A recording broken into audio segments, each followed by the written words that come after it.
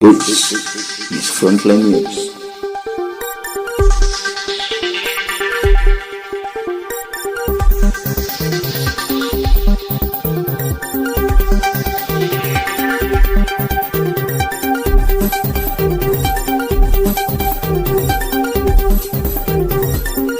Voice of SIGA, a home of hopeful voices. Good evening from the Voice of Truth, the voice of the people. This is Voice of SIGA, 7 p.m. Frontline News, informing, empowering, and transforming. I'm Patience Muhande, and here are tonight's headlines. Watchman arrested for defilement of 4-year-old girl waiting for mom at school. I just want to fix my country, says Matiang'i. Chelsea stands European champions PSG with a commanding 3-0. And now welcome to our news in details. In Bomet County, shock and outrage as a 58-year-old school watchman is arrested for allegedly defiling a 4-year-old pupil at Longisa Sunshine Academy.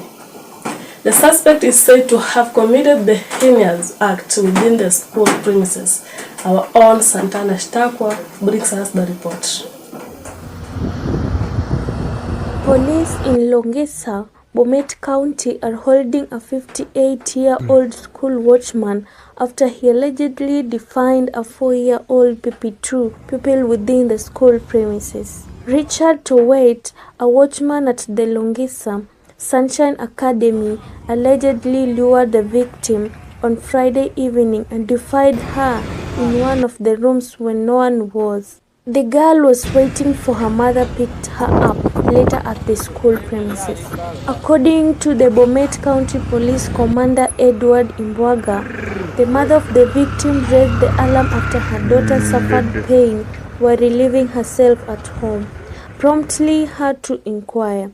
The victim, when asked, revealed that the school guard locked her in one of the rooms and undressed her before committing the heinous crime. The police boss added that officers arrested the suspect while he was still performing his duty at the school as usual. The minor was attended to at the Longisa Referral Hospital and discharged. Reporting for Voice of SIGA, Santana Shtakwa.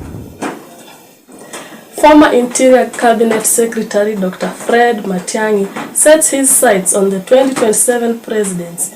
Matiang'i insists his bid is not driven by political revenge but by a desire to redeem Kenya's economic dignity.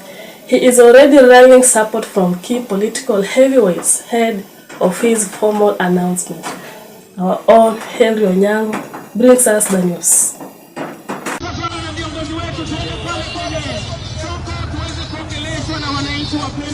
Former Interior Cabinet Secretary Dr. Fred Matiang'i has maintained that he has no political scores to settle as he seeks to clinch the presidency in the 2027 general election.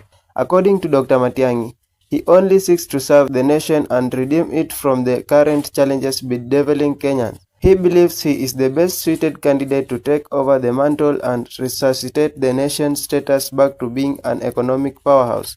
The ex-CS believes that Kenya has great potential owing to its rich resources and an educated young populace, and fixing the nation will not be an arduous task, though he dismissed rumors of wrangles in the opposition front on who will be endorsed as their front-runner, noting that he will soon announce the party he will bid for the presidency with. Matiang'i has joined forces with political big shots, among them party leader Martha Karua, People's Liberation Party, Eugene Wamalwa, DAP Kenya, and former Deputy President Rigathi Gachagua, Democracy for Citizen Party.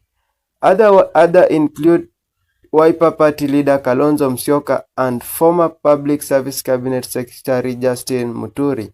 They have vowed to make calculated deliberations to hatch a solid plan that will oust President William Ruto during the 2027 polls. Reporting for Voice of SIGA, I'm Henry Onyango. Chelsea stands European champions PSG with a commanding 3-0 victory to lift the inaugural FIFA Club World Cup. title in New York.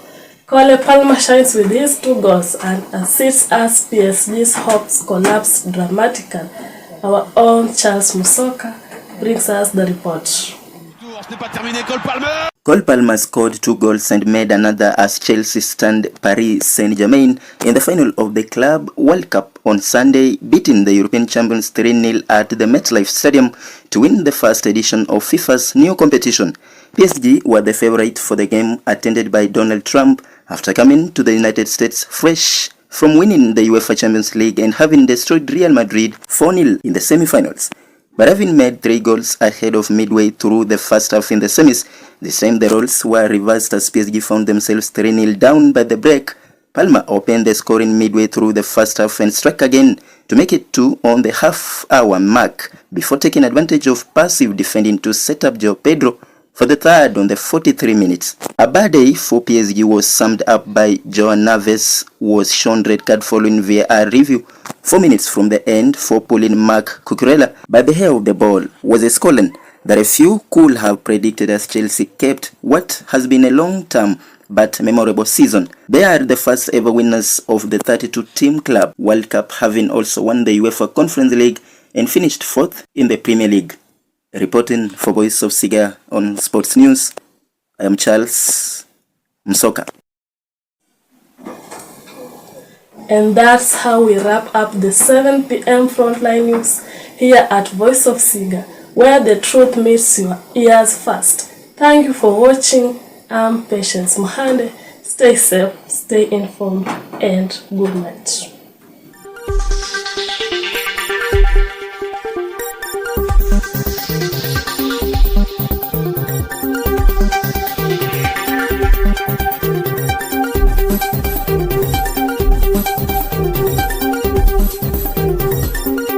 Voice of SIGA, a home of hopeful voices.